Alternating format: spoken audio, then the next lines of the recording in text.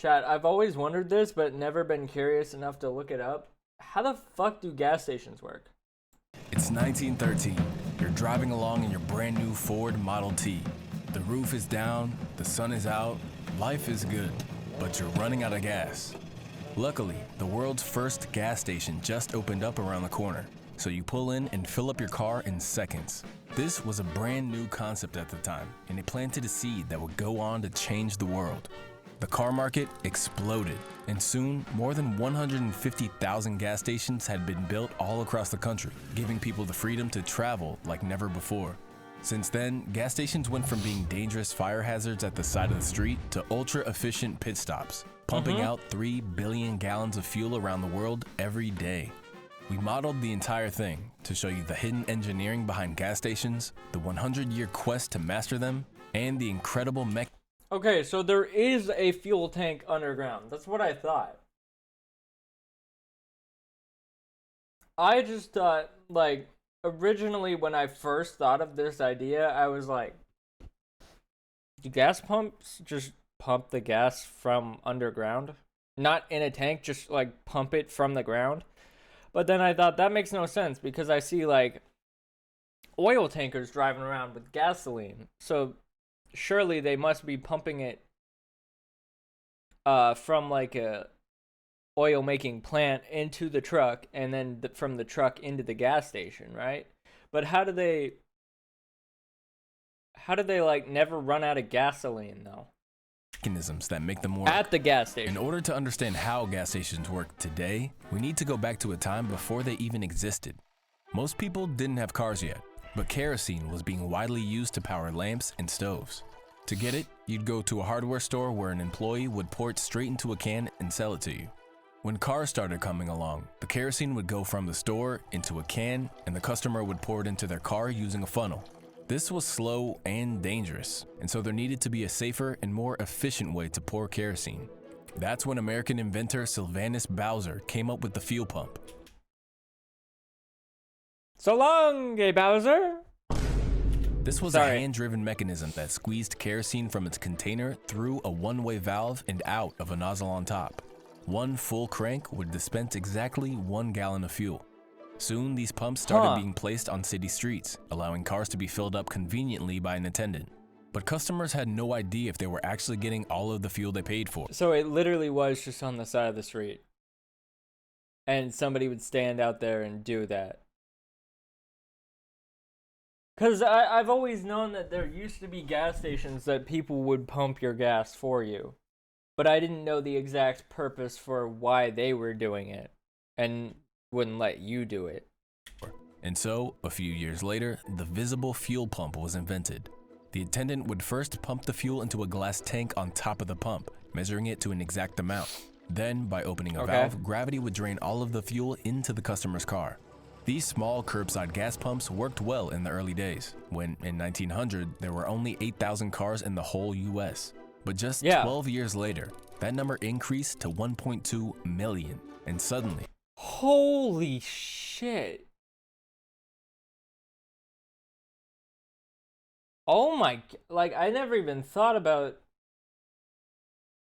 there was like no cars and then there were cars everywhere. Like the very next year? What? Cars were everywhere.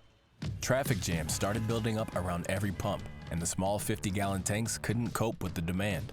Worst of all, having all of the fuel stored above ground meant that things could go catastrophically wrong. Yeah. And so, in 1913, the Gulf Oil Company opened up the first dedicated fueling station in Pittsburgh. Instead of a single pump, they placed a much larger storage tank underground and connected it to 6 pumps, allowing multiple cars to fill up at the same time. On its first day, it sold just 30 gallons of kerosene, but the word quickly spread. And by the end of the week, it was already selling 350 gallons per day for around 27 cents per gallon. Similar gas stations started— oh my god, 27 cents? Now it's like $2 to $3. Opening up all over the country, and the car became the ultimate key to freedom. But by the 1920s, most cars had switched from kerosene to gasoline, since it burned more easily and was more efficient. But this caused a new problem: vapor. Kerosene had a flash point of 38 degrees, meaning that it wouldn't emit flammable vapor until it reached that temperature. But for gasoline, the flash point was negative 40 degrees, and so it was constantly emitting flammable vapor into the air. This vapor would build up inside the tanks and pollute the air whenever someone filled up their car. All it took was one small spark, and the customer would quickly become history. To learn about your own history. Oh my god, that's crazy. For one, he tragically died and used the link That's a long ass ad. I'm sorry, but that's holy shit, that's long. in the description to get 14 days for free. In order to turn gas That's like longer than a minute. stations from dangerous fire hazards into efficient self-service pit stops, some clever engineering had to happen. Up until this point, cars were always filled up by a trained attendant. But as competition started to rise, gas station owners were desperate to lower their prices. And so, in 1947, Frank Ulrich opened the first ever self-service gas station. Bro's name was Ulrich. You know how like country people say "ol," not oil? Frank Ulrich, or whatever the fuck he said his first name was. By getting rid of the need for an employee, he was able to lower the cost of gas from 23 cents per gallon to just 18 cents per gallon, drastically undercutting the competition around him. But the idea of customers handling their own gasoline seemed dangerous, and so self-service stations were banned throughout most of the country. The problem was, customers had no clue when their tanks were full, and so gasoline would often spill out all over the gas station. That's when engineers came up with the automatic shutoff valve. This was a simple mechanical float placed inside the nozzle that would rise and shut off the flow of fuel once the car was full. But deep underground, Wait, is that how that works, or is that just like the old one? That's how the old one works. Or do the new pumps still work in that exact way? there was still one huge problem. Inside the huge storage tanks, gasoline vapor would build up, forming a layer of flammable gas. When it came time to refill the tanks, the vapor would get pushed out into the atmosphere, creating an almighty fire hazard. On top of that, the steel tanks would corrode over time, leaking gasoline into the surrounding soil. Nowadays, these underground gas tanks are made from fiberglass, and they have dozens of hidden engineering details that all go into making them safe. Here's how it all works. Okay. When a truck comes to refill the tanks every few days, it connects to a valve on the surface and gasoline starts flowing into the tanks. As the level within the tank reaches around 95%, a flapper valve flips up and stops the flow of fuel, making sure it can never be overfilled. To take care of the vapor, the truck connects to a second valve at the top of the tank. As the gasoline is pumped from the truck into the tank, oh, that's perfect. I want to know who thought of that. Vapor exits through this secondary valve and gets pushed back into the truck. That vapor is then returned to the processing plant, cooled down, and turned back into usable fuel. Holy, wait, this is so efficient. When a customer goes to fill up their car, a pump placed at the bottom of the tank activates and starts sending gas up through a series of pipes and filters into the fuel dispenser. From there, it flows into the fuel nozzle, which is perhaps the most interesting piece of the puzzle. Back in the day, this would have been a simple valve releasing gas into the car. Now, it's a mechanical work of art that makes it impossible to overfill a car.